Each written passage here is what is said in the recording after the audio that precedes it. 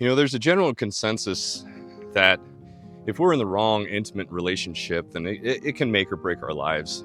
If we are in the wrong relationship, everything in our life can completely fall apart. Everything, financially, mentally, physically, and that's a topic that's discussed at nauseum. You can turn on YouTube and pull up a million different YouTube videos that people are talking about how their life was ruined because of the marriage that they were in. But a lot of times, what's not talked about is the friendships or the non-intimate relationships and the impact that they can have on our lives. Welcome back to another episode of Sweat Talk. My name is Chad. So I think that we can all agree that if we are stuck in the wrong intimate relationship, it can destroy our lives, and it can uplift our lives as well. But the relationships that I believe that they aren't talked about enough would be like the friendships or the work relationships that we're going to experience, because those relationships can have just as powerful of an impact, good or bad, as an intimate relationship can. Because if we look back, if we sit back and we look at like an old friendship, a friendship that we've had for decades, or even maybe just a couple of years, we still have a hard time letting those relationships go. Think about like an alcoholic or a drug addict. They're a perfect example for this situation. They know that they are an alcoholic, or they know that they are a drug addict, and they also know that they need to change friends. But that's one of the things that like an alcoholic or a drug addict is going to wrestle with is the fact that they don't want to let their friendships go. They don't want to have to find new friends because they have time invested. Sometimes they have blood, sweat, and tears invested. So letting those relationships go is extremely difficult. And a lot of people, they will not let that go, even though it's literally destroying their lives. Some people, they will have that friend. I think we've all known at least one, the I can't catch a break guy or gal, whatever the case may be. The fact remains is I can't catch a break, or the one that's constantly coming to us to borrow money. They're going to borrow money, right? I'll pay it back, and we know they're not going to, right? But they still continue to come back at us, and then we have so much time, and we have so much energy, and we have so much heart that we don't want to let that relationship go. And a lot of that is because we don't look at our relationships as investments. Coworkers, sometimes, you're stuck with what you got. You're not the one that got to hire them. You're not the one that gets to fire them. So you just have to go ahead and deal with it. You have to put up with whatever it is, good or bad. And without exception, every single one of us has or has had that one coworker who all they do is wander around work and bitch about how jacked up the situation is. They complain about the management. They complain about the pay. They complain about the hours that they have to work. Whatever the case may be, all they do is they wander around and they destroy the morale for everybody else. Because when the boss comes around, and that same person that's been bitching about the boss all night or all day or whatever, they just shut up. They don't even say anything. They don't even have the balls to say, hey, supervisor, you're an asshole. But they'll tell you for hours on end every single day, day in, day out. But the point is we hold on to these relationships, even though they are toxic, even though we know that they are bad for us. We don't let them go. And it's because of time invested.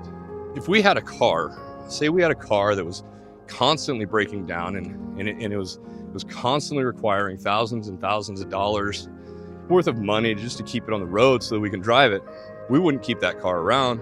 We would ditch it. We would get rid of it and let somebody else deal with those problems, hopefully honestly, but we wouldn't keep that trash around.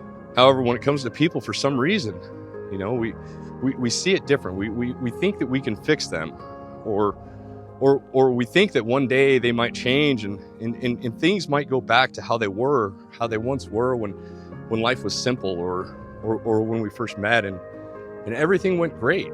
But as we all know, life isn't always going to be great. It's not always going to be rainbows and unicorns and go smoothly, because life is what it is. It's difficult. It's going to be difficult, but it's also amazing.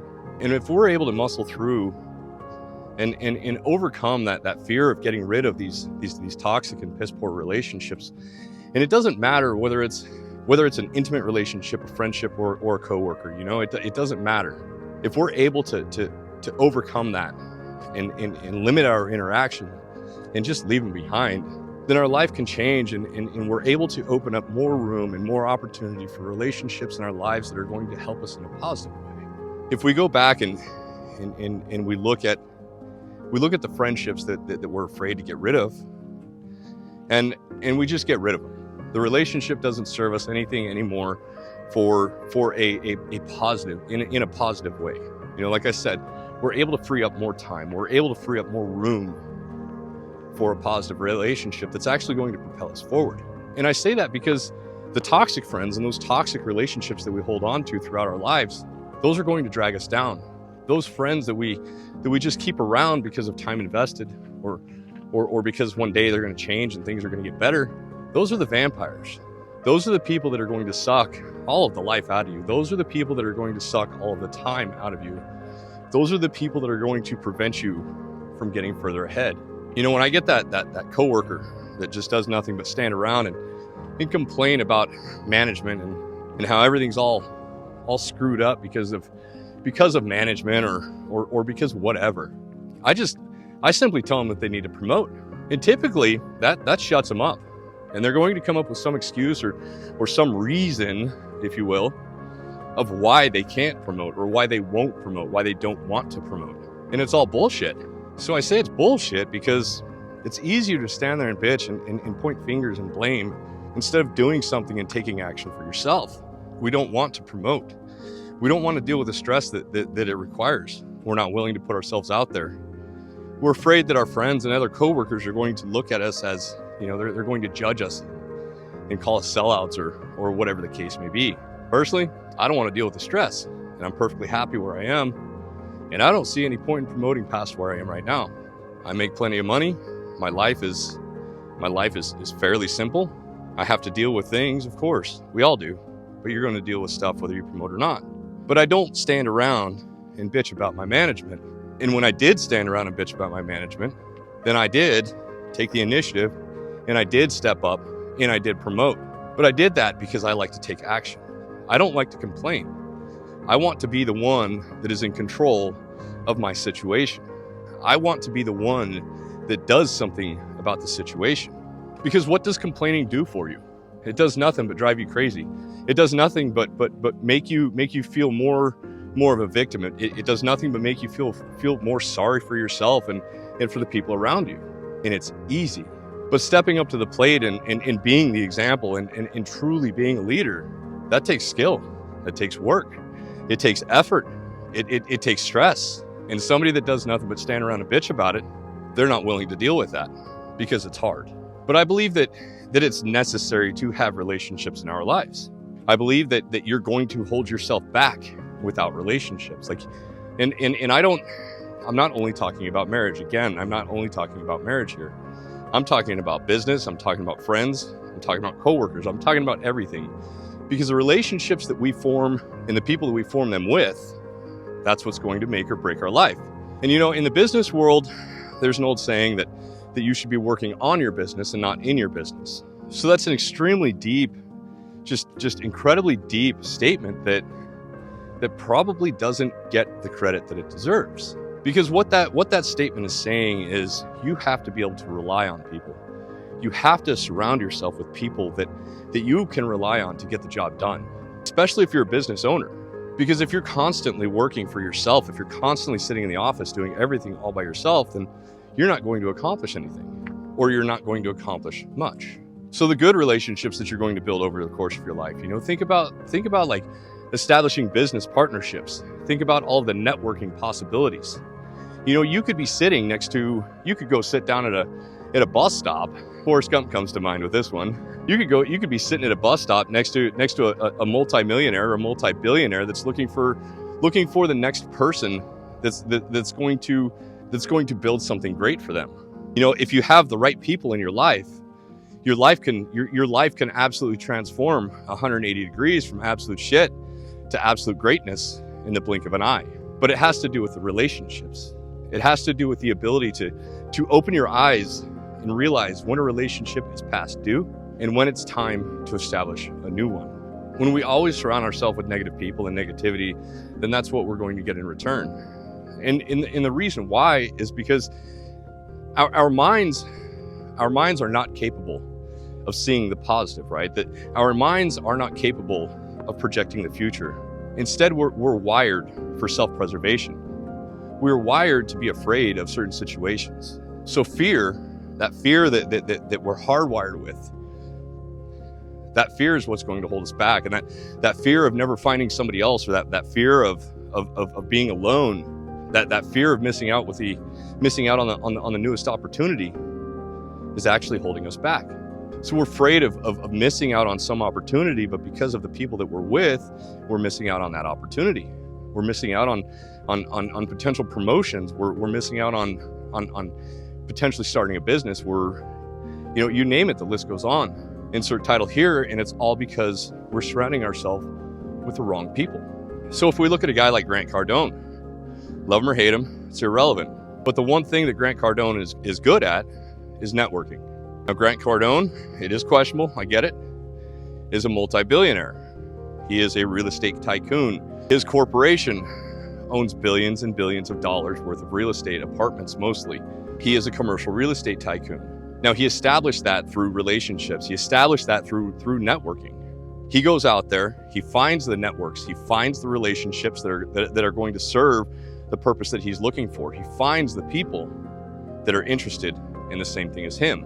And then in that relationship, then they will develop some sort of a think tank, and they will establish their relationship on a business relationship. They will establish that relationship in a positive way that they can both benefit from, instead of one being the leech and the other one giving the blood. I used to work in multi-million-dollar mansions every single day. And by doing such, I was exposed to multi-millionaires every single day. And the one area that stands out the most is one of the most affluent places of Scottsdale, Arizona, called Troon, Troon, Troon. There's literal castles in this place. It's a huge area. It's in Northwest Scottsdale, and the most incredible properties that I've ever seen are there. But by being exposed to all of these multimillionaires and analyzing them and questioning them, I was there to fix their plumbing.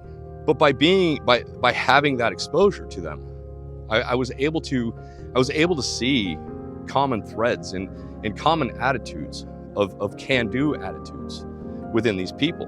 And in turn, it got me to start thinking outside of the box on, being a plumber, I make great money, but there's no future in it for me in the way that I was doing it. I didn't have any sort of a 401k even. I didn't have any sort of a retirement plan. Like there wasn't any direction for me to go. So it was up to me to figure out how to invest my own money and how to establish my own future. But all of these people that I worked with on a regular basis, every single one of them, that's the number one thread that I would find amongst them was the fact that they were eager to tell you what they do. And a lot of them will tell you how they invest. And it's not to brag, it's because they want to share their success with other people. But some people look at that as a negative thing, the fact that they're willing to share their success story with somebody. Even here on this YouTube channel, I get people in the comments section that say, oh, well, here's another affluent YouTuber that's going to tell me how to do, or how to invest my money, or what to do with my money, like that's a bad thing. And the only thing that I can think of is you're being a victim. So instead of looking at me sharing the knowledge that I have and the experiences that I have, instead of looking at that in a negative light, why don't we try to learn something? Because I'm not here to give investment advice, right? I can tell you what I have done, but if you don't do anything, then that's on you. But if you want to be a victim, then nothing is going to change for you. Because regardless, we have a relationship. You and I have a relationship. You tuned into this. Most of you guys tune in regularly to my YouTube videos. You appreciate the content that I'm putting out, and I appreciate each and every one of you for your support. And over the course of all of these videos that I've created and uploaded, it still blows my mind how There's tons of people that are going to show up, and they're going to play victims, or they're going to try to blame me for their problems, and you know, they'll call me a grifter, even though, like, what am I selling you? You know, what am I being a grifter about? And what exactly do I owe you? So the thing that I've realized over the course of my life, and it's crazy because this YouTube channel has just made it just blatantly obvious with a lot of the comments, is the fact that the victims will expose themselves. And the trash people that are in the world, they will expose themselves. And as long as we don't invest any time in them, then we're going to free ourselves up for incredible growth, and we're going to free ourselves for a much better and a much more opportunistic outcome in life. But if we hang out with that person, or if we know that person that tries to bring people down to their level in order to be in the same playing field, then we're not the same. We are not the same, because I want to elevate everybody. And I'm sure you want everybody. I'm sure every one of you want to elevate somebody too. Like you want to see what's best for everybody. So, right, if we spend our lives where we're trying to constantly bring somebody down to our level, how can we ever expect to elevate ourselves to somebody else's level? We can't. It's impossible. And that happens because of fear and laziness. It happens because people find they find things too difficult in life. They want to make up excuses of the reasons why they can't get ahead. And those are the people that we keep around for God knows whatever reason. You know, so next time you're hanging out with that coworker, you know, or you're stuck with that coworker who's doing nothing but complaining about the boss or about management, just look at him and say, you know what? You would make a fantastic supervisor. Why don't you promote? Because, you know, you have the capability to show what a true leader is clearly. And then listen to the excuses come flowing, and that will shut them up. Because I can't tell you how many times I've had to do that. You know, like if you're sick and tired about the situation that you're in, then you have to do something about it, right? If you have a complaint about something, why don't you do something to fix it? So instead of standing around and complaining about how fucked up management is, or how screwed up the company is that you're working for, why don't you go out and build your own business at doing the same thing, right? Because you've already established that you're capable of running whatever it is that you do. So that means that it is a monetizable skill. Even if it is a minimal skill, it is monetizable.